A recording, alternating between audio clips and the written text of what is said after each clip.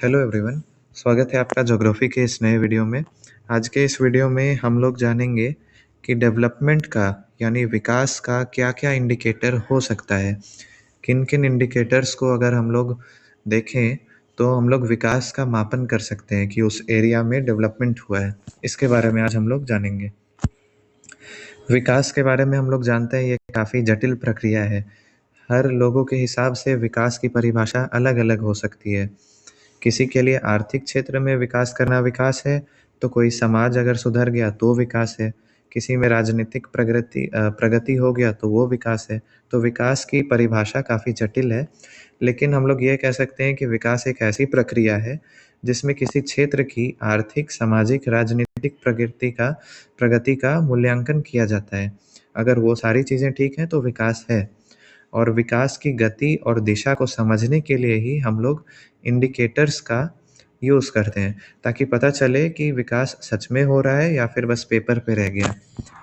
इन्हीं संकेतकों के माध्यम से, इन्हीं इंडिकेटर्स के माध्यम से हम लोग नीति का निर्धारण करते हैं, क्षेत्रीय नियोजन बनाते हैं, ताकि हम लोग को पता चल सके कि वहाँ पे इस चीज़ का कमी है, वहाँ पे इस तरह का नियोजन, प्लानिंग होना चाहिए। तो कौन-कौन से फैक्टर्स हैं या इंडिकेटर्स हैं जिसको देख के हम लोग कहते हैं कि उस एरिया में विकास हुआ है, उस एरिया में कम हुआ है। तो उन इंडिकेटर्स को जानते हैं, इंडिकेटर्स या फैक्टर्स।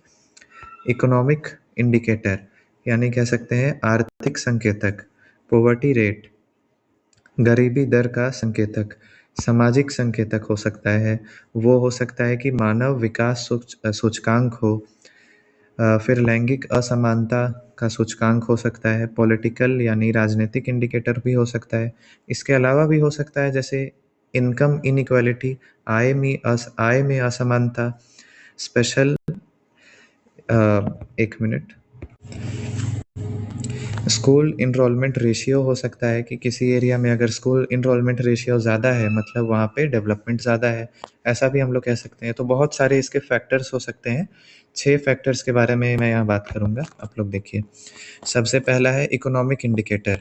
इकोनॉमिक इंडिकेटर में आ जाएगा आपका per capita income, GDP, GNP, जो आप लोग इकोनॉमिक्स में पढ़ते हैं वो सारी चीज़ें जो पैसे के लेन देन से जुड़ी हैं, उससे पता चलेगा कि विकास हुआ है कि नहीं।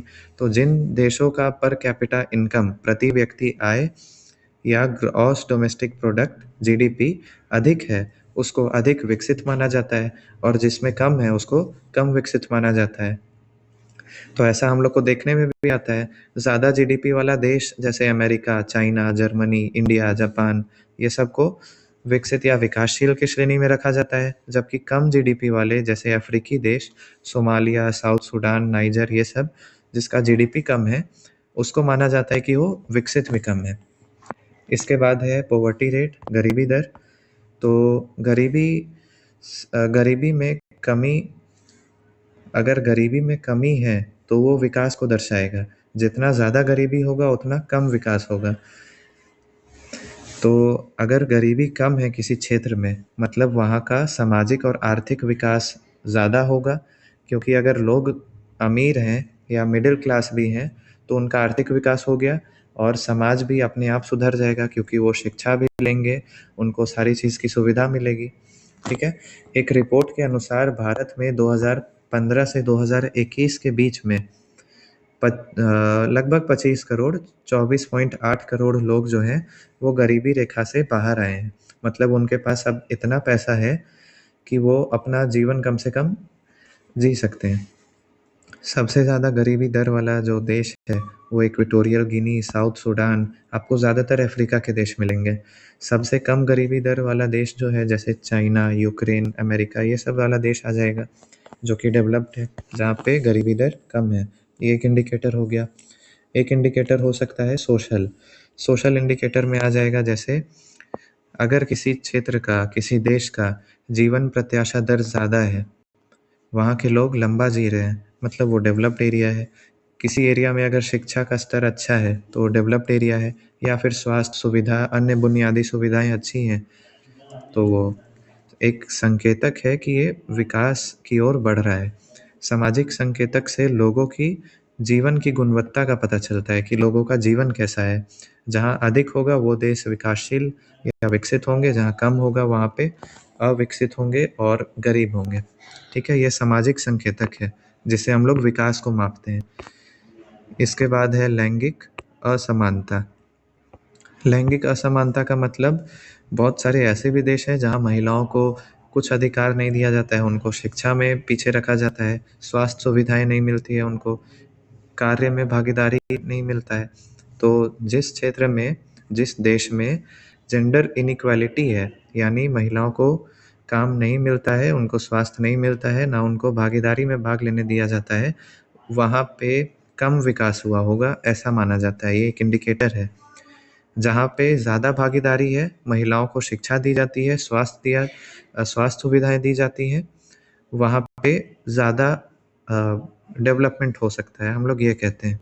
तो नॉर्वे, फिनलैंड, आइसलैंड, ये सब जैसे जो देश हैं, यहाँ पे जेंडर इनइक्वालिटी बहुत कम है, जिसके कारण ये सब टॉप डेवलप्ड कंट्रीज़ में भी आते हैं।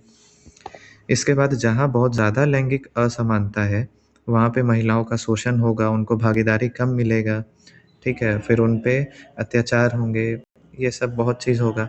तो इसमें पाकिस्तान, ईरान, सूडान ये सब का नाम आता है, जहाँ पे लैंगिक असमानता है, उनको पढ़ाई नहीं करने दिया जाता है, उनको सत्ता में नहीं आने दिया जाता है, ये सब चीज़ें। इसके बाद एक इंडिकेटर हो सकता है ह्यूमन डेवलपमेंट इंडेक्स। ये ह्यूमन डेवलपमेंट इंडेक्स जो है, ये इसमें 3 पहलुओं को देखा जाता है।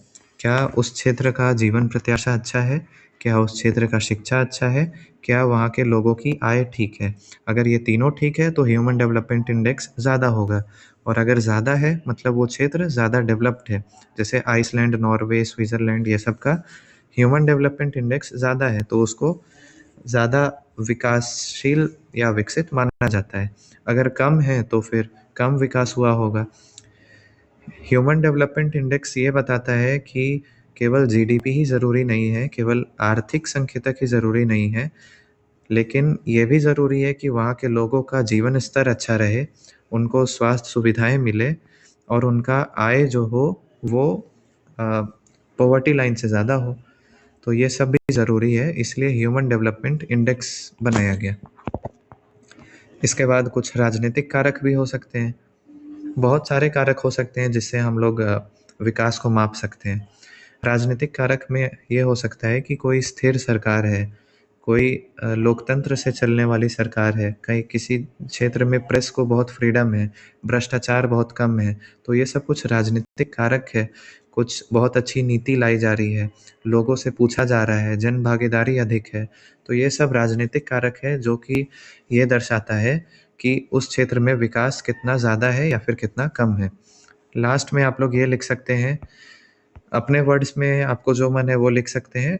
ऐड करने के लिए हम बता देते हैं। ऐड आप लोग ये कर सकते हैं कि विकास के संकेतक बहुत सारे हैं, जिसमें अगर ह्यूमन डेवलपमेंट इंडेक्स जैसा अगर संकेतक लोग इसको माने कि जहाँ का एचडीआई ज़्यादा है, अगर देश एचडीआई पे काम करे तो वो एक नहीं 3 फैक्टर्स पे काम करेंगे।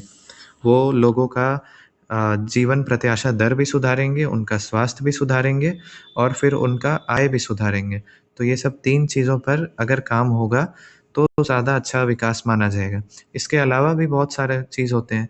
आइसलैंड, नॉर्वे में बहुत बार क्रिटिसिज़्म में ये आता है कि वहाँ पे जनसंख्या कम है, तो इसीलिए वो सब टॉप में आ जाता है। इसीलिए बहुत सारे इंडेक्स और आ गए हैं, जैसे हैप्पीनेस इंडेक्स आ गया है कि किस देश के लोग ज़्यादा खुशहाल हैं। तो ज़्यादा खुशहाल वहीं के होंगे जहाँ पे प्रेस फ्रीडम होगा, जहाँ पे लोगों को कुछ काम करने की आज़ादी होगी, जहाँ पे गवर्नमेंट पॉलिसीज़ अच्छा होंगे। ये सब आप लोग अपने शब्दों में बना के कंक्लूजन में लिख सकते हैं। इसके बाद कंक्लूजन लिखने के बाद ये आंसर ख़त्म हो जाएगा। इंडिकेटर्स ऑफ डेवलपमेंट, इसमें आप लोगों ने जाना बहुत सारे इंडिकेटर्स, 6 इंडिकेटर्स के बारे में, और भी हो सकते हैं। आई होप आपको समझ में आया होगा। Thank you.